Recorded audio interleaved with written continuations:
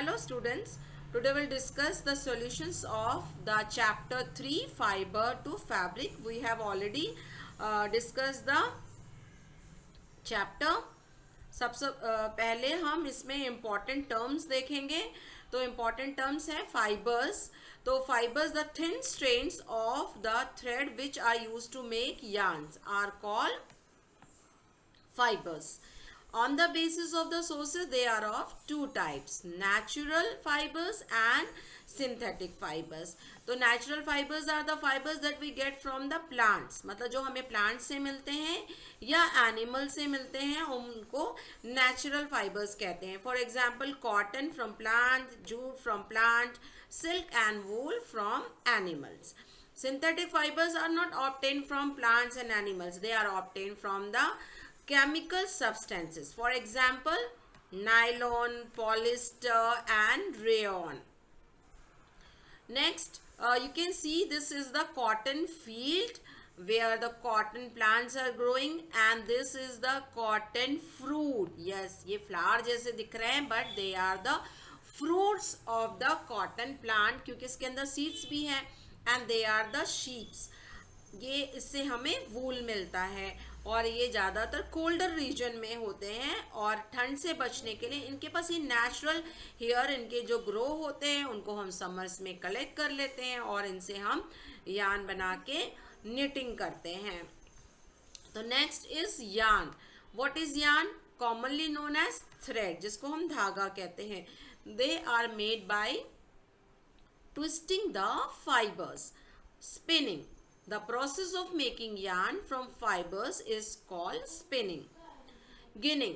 Cotton balls which are collected from cotton fields are usually picked by hand. Cotton अभी आपने field मैंने दिखाया आपको, फील्ड में से जो कॉटन कलेक्ट किया जाता है जनरली ये हाथ से तोड़कर अलग करते हैं. फिर उसमें से हमें सीड्स को रिमूव करना होता है, सीड्स को सेपरेट करना होता है. तो the seeds separated from the fibers by combing and this process is called ginning of the cotton. और ये आप देख सकते हैं गांधी जी का चरखा. this is also called spinning wheel. it means it is used for spinning, means making yarn from fibers. Now weaving, the process of arranging two sets of yarns. यहाँ पर आप ध्यान देंगे two sets of yarns. मतलब आप ये देखिए एक स्ट्रैंड ये है कि let me change the colour of the ink. ये आप देख रहे हैं एक स्ट्रैंड ये ऐसे जा रहा है, दूसरा ये स्ट्रैंड आप यहाँ पर देख सकते हैं. तो दो स्ट्रैंड्स को जब क्रॉस इस तरह से अरेंज करते हैं this process is called weaving.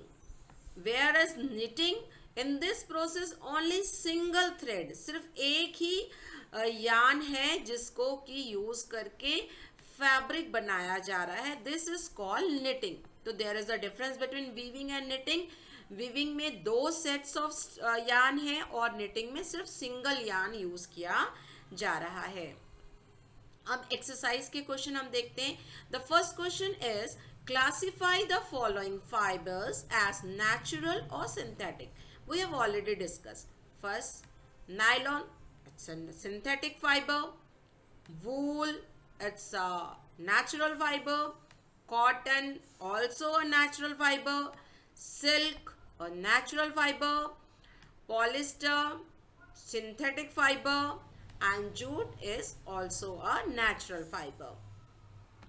Next question is true and false. State whether the following statements are true or false.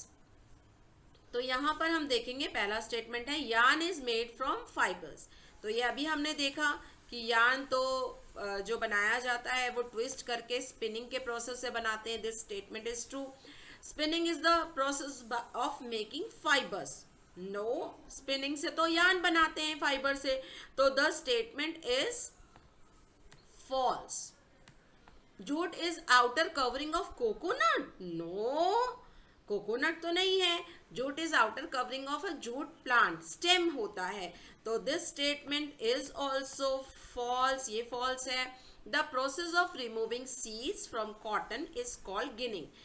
तो हमने अभी देखा कि जो कॉटन फील्ड से कॉटन कलेक्ट करते हैं उसमें से सीड्स को जो रिमूव करने का प्रोसेस है उसे कॉम्बिंग के थ्रू करते हैं, तो ये उस प्रोसेस को हम गिनिंग कहते हैं। तो ये स्टेटमेंट हमारी ट्रू है।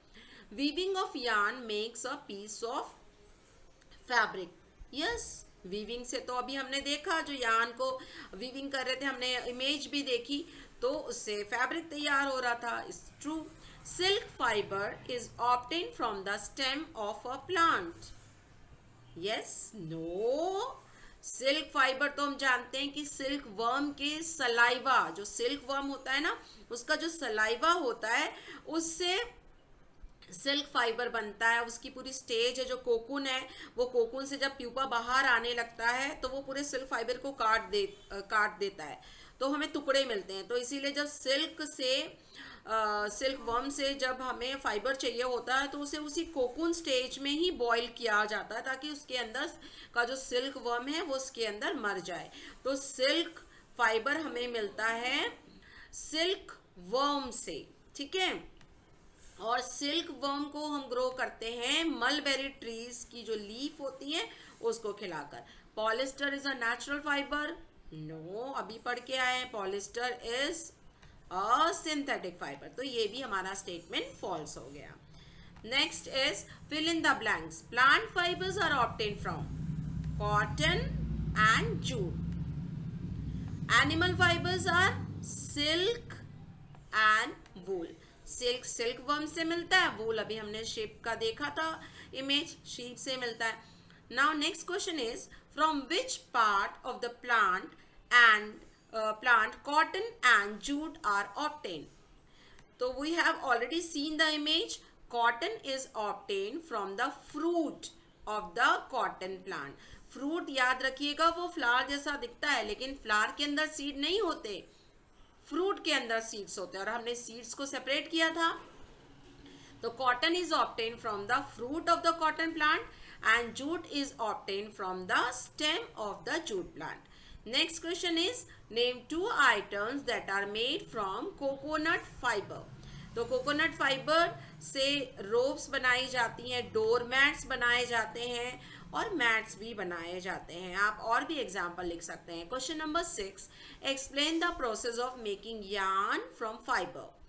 So I have explained it. Again we have written yarns are made up of thin strands called fibers by the process of spinning. Spinning के थ्रू बनाते हैं, और स्पिनिंग के जो टूल्स हैं वो यहाँ पर एक है, ये है आपका टकली, दूसरा चरखा, ठीक है। टकली से भी बनाया जाता है, चरखा इसको स्पिनिंग व्हील कहते हैं। ये दोनों से स्पिनिंग की जाती है और फाइबर से यार्न बनाया जाता है। इस प्रोसेस में होता क्या है, इन this process mass of cotton wool, मतलब कॉटन वूल का मास लेते हैं, एंड ड्रॉन आउट, उसको खींचा जाता है, and twisted, this brings the fibres together to form yarn, ठीक है। Charkha and takli are the tools of to make the yarn. अब ये एक कॉमन एक्स्ट्रा चीज हमने यहाँ बता दी है आपको। ये ध्यान रखना है कि कॉटन हमारे इंडियन के कौन से स्टेट्स में ग्रो किया जाता है।